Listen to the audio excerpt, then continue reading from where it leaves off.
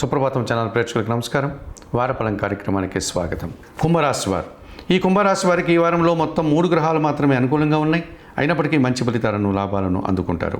పంచమంలో శుక్ర సంచారం వల్ల ఆత్మీయుల కలయిక, స్త్రీజన సహకారంతో కుటుంబంలో శుభ కార్యక్రమాలు నిర్వహిస్తారు. విందు వినోదాల్లో పాల్గొంటారు. పంచమంలో గురువు సంచరిస్తున్నాడు. సంతానం విషయంలో శుభవార్తలు అందుకుంటారు. మీ ఆలోచనలు కలిసి వస్తాయి. విద్యా సంబంధమైన విషయాల్లో కూడా సత్ఫలితాలు అందుకుంటారు. మీ మాటకు విలువ పెరుగుతుంది. మంచి పేరు ప్రఖ్యాతులు, లాభాలు అందుకుంటారు.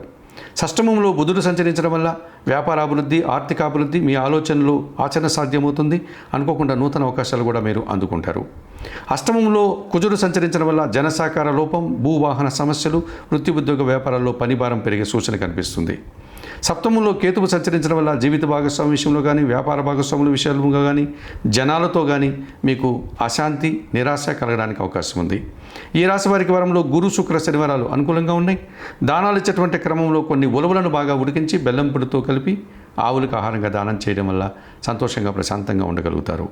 స్తోత్రపారాయణ విషయంలో గణేశాష్టకం చదువుకోండి.